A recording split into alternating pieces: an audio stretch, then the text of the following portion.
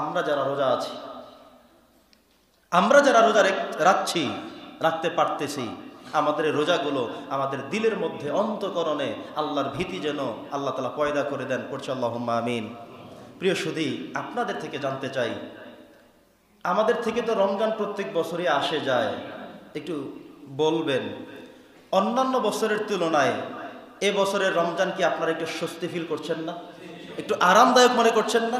শুধু একটা কারণে না, আমার কাছে অনেক কারণ মনে হচ্ছে।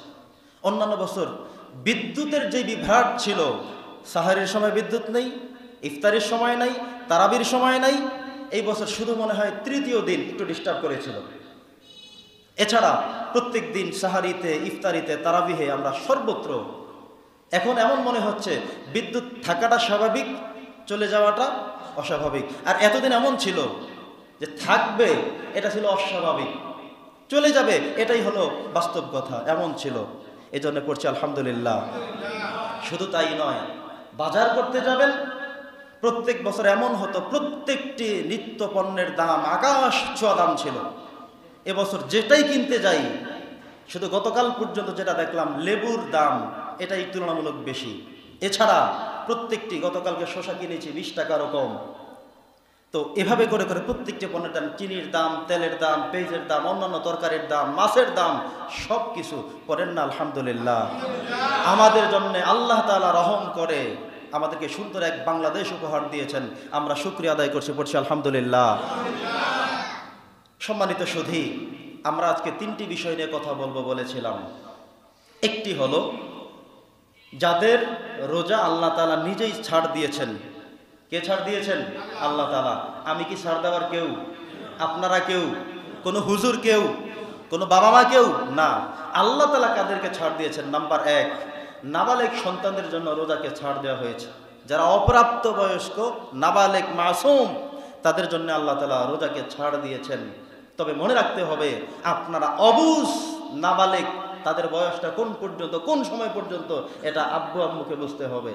আপনি নিজে সন্তানকে রোজা না রাখিয়ে স্বাস্থ্যের দিকে লক্ষ্য করে আপনি নিজে আসামির কাঠ করায় দাঁড়াবেন, এটা কোনো আক্কুল জ্ঞানওয়ালা কোনো বাবা মা এটা করতে পারে না।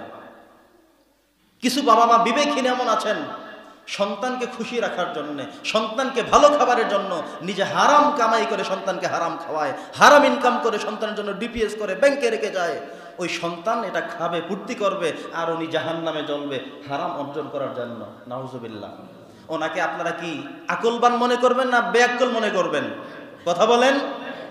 কিছু বাবা মা এমন আছেন, সন্তানের বয়স 20 বছর, যে ছোট, স্বাস্থ্য ভেঙে যাবে, মেয়ে মানুষ বিয়ে দিবে কয়দিন পরে, ছেলে মানুষ কি সুন্দর চেহারা, ভেঙে যাবে, এটা বলে নিজেকে নিজের জাহান্নামের দিকে নিয়ে যাচ্ছেন।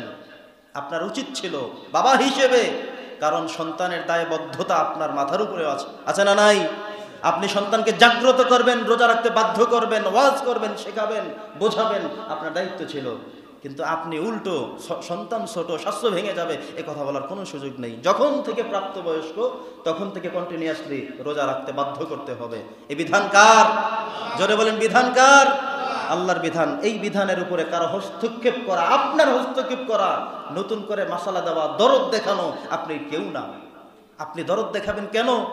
দরদ দেখাতে গিয়ে নিজেকে জাহান্নামে জ্বালাবেন নাকি?